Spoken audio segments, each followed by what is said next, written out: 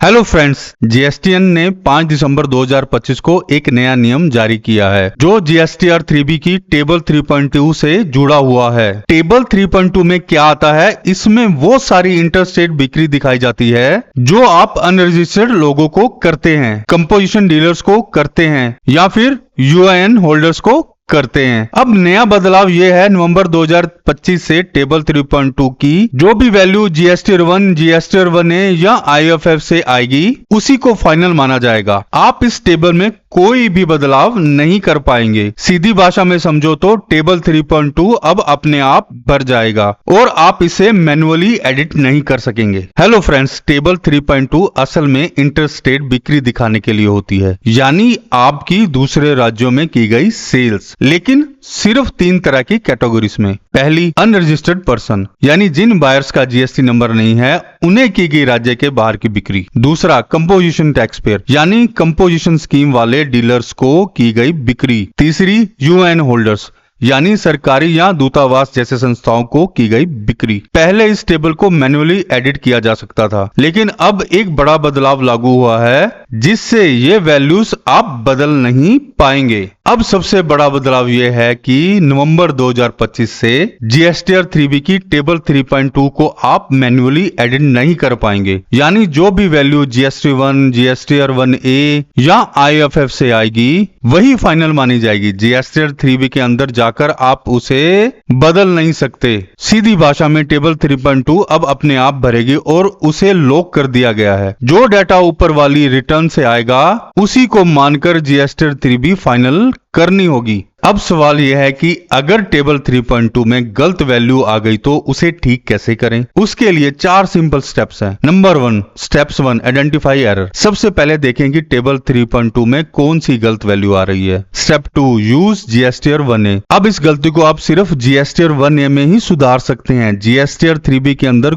कोई एडिटिंग नहीं होगी। Step 3, auto update. जैसे ही आप जीएसटीआर 1 में वैल्यू सुधार देंगे, टेबल 3.2 में वो अपडेटेड वैल्यू तुरंत दिखने लगेगी। Step number 4, file GSTR 3B। अब आप अपने जीएसटीआर 3B अपडेटेड और सही वैल्यू के साथ फाइल कर सकते हैं। इंपॉर्टेंट बात, टेबल 3.2 को अब जीएसटीआर 3B के अंदर एडिट नहीं किया जा सकता। करेक्शन हमेशा और केवल जीएसटीआर 1 में ही होगी। फ्रेंड्स, अब सवाल आता है कि ये बदलाव क्यों किया गया? सरकार का मेन उद्देश्य है मिसमैच को कम करना और ये सुनिश्चित करना कि जीएसटीआर 3B में वही डाटा दिखे जो जीएसटीआर 1 या आईएफएफ में भरा गया हो। इससे रिपोर्टिंग ज्यादा एक्यूरेट बनती है। इस बदलाव से कई फायदे होते हैं। पहला, रिपोर्टिंग में गलती कम होगी। दूसरा, डाटा एक जैसा और कंसिस्टेंट रहेगा। तीसरा, कंप्लायंस आसान हो जाएगा और अमेंडमेंट्स बार बार करने की जरूरत भी नहीं पड़ेगी। टैक्स पेयर को भी इसका फायदा मिलता है। अगर आप जीएसटीआर 1 और जीएसटीआर 1A को सही से भर देते हैं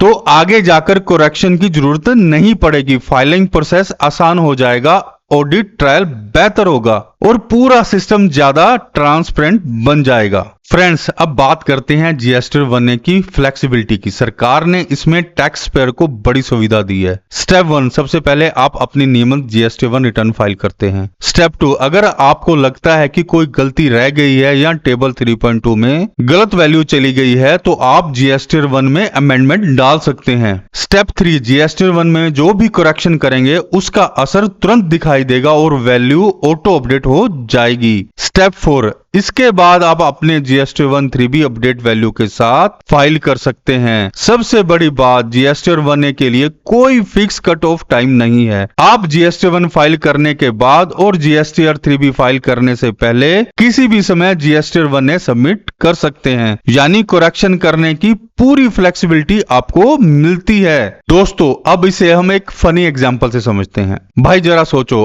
आप जीएसटीआर 3B भरने बैठे और बोले चलो आज टेबल 3.2 में थोड़ा बदलाव कर देता हूँ, छोटी सी गलती ठीक कर देता हूँ। सिस्टम ने तुरंत दहाड़ मारी, रुको, अब टेबल 3.2 में कुछ भी बदलने की इजाजत नहीं है। अब टेबल 3.2 एकदम अड़ियल बच्चा बन गया। जो भी संख्या जीएसटीआर 1 या जीएसटीआर 1A से आएगी बस वही मानेगा, कुछ भी बदलने नहीं देगा। आप घबरा कर बोलो, अरे भाई गलती होगी, अब क्या होगा? सिस्टम मुस्कुराकर कहेगा, गलती तो हो गई, अब जाओ जीएसटीआर 1 में और वही गलती सुधारो।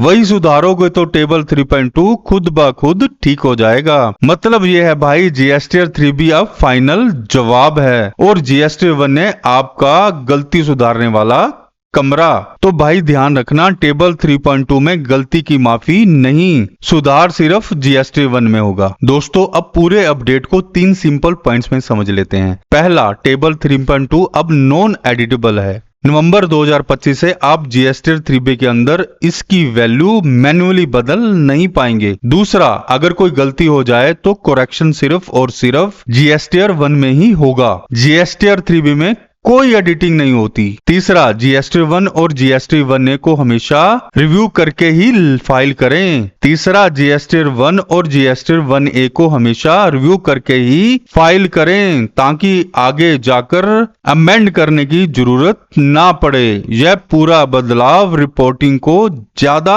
एक्यूरेट बनाता है और जीएसटीआर 3B की कंप्लायंस भी स्ट्रॉन्ग करता है। दोस्तों मेरा मकसद है कि हर स्टूडेंट और बिजनेसमैन जीएसटी और अकाउंट्स को आसानी से सीख सके। अगर आप भी अपने स्किल्स स्ट्रॉन्ग करना चाहते हैं तो चैनल को सब्सक्राइब करें और एडी एजुकेशन ऐप पर मेरे साथ पूरा प्रैक्टिकल ट्रेनिंग प्रोग्राम ज्वाइन करें। आपका फ्यूचर स्ट्रॉन्ग बनाना ही हमारा मिशन है।